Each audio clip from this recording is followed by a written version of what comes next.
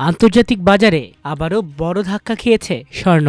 যুক্তরাষ্ট্রের ডলারের মান শক্তিশালী হওয়ায় শুক্রবারের লেনদেনে এক পর্যায়ে স্পষ্ট গোল্ডের দাম প্রায় 2% পর্যন্ত কমে যায়। দিনের শেষ দিকে নিউ ইয়র্ক বাজারে স্পট গোল্ডের দাম 1.3% কমে প্রতি আউন্স 4,049.83 মার্কিন ডলারে নেমে আসে।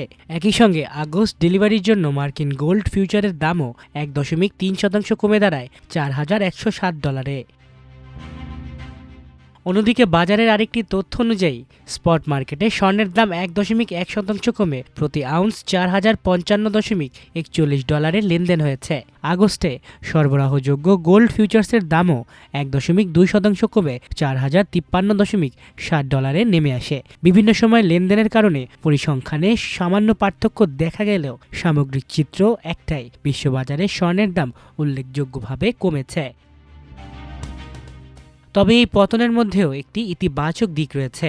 পুরো জুলাই মাসের হিসেবে আন্তর্জাতিক বাজারে স্বর্ণের দাম প্রায় 1.1% বেড়েছে। অর্থাৎ মাসিক হিসেবে বাজার এখনও ঊর্ধ্বমুখী থাকলেও মাসের শেষ দিকে বড় ধরনের সংশোধনের মুখে পড়েছে স্বর্ণ।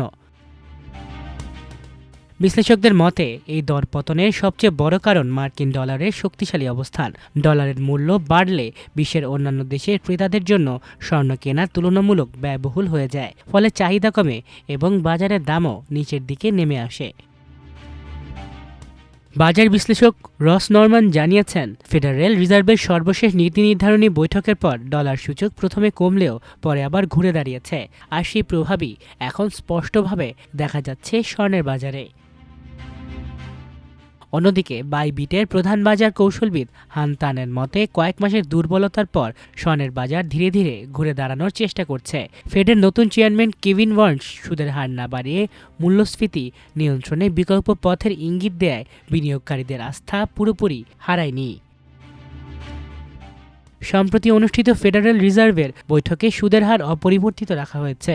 তবে ভবিষ্যতে সুদের হার কোন দিকে যাবে তা নিয়ে বাজারে এখনও অনিশ্চয়তা রয়েছে। সিএমই ফেডওয়াচ টুলের তথ্য বলছে, সেপ্টেম্বরে সুদের হার পরিবর্তনের সম্ভাবনা এখন প্রায় 67%, যা এক সপ্তাহ আগেও ছিল 80%-এর বেশি। এই পরিবর্তনও স্বর্ণবাজারে প্রভাব ফেলছে। শুধু স্বর্ণই নয়, অন্যান্য মূল্যবান ধাতুর বাজারেও পতনের চিত্র দেখা গেছে। আন্তর্জাতিক বাজারে রূপার দাম 1.7 থেকে 2.1% পর্যন্ত কমে প্রতি আউন্স প্রায় $58 নিচে নেমেছে। পাশাপাশি প্ল্যাটিনাম ও প্যালাডিয়ামের দামও কমেছে, যদিও মাসিক হিসেবে এই দুই ধাতুর দাম এখনও আগের তুলনায় ঊর্ধ্বমুখী রয়েছে।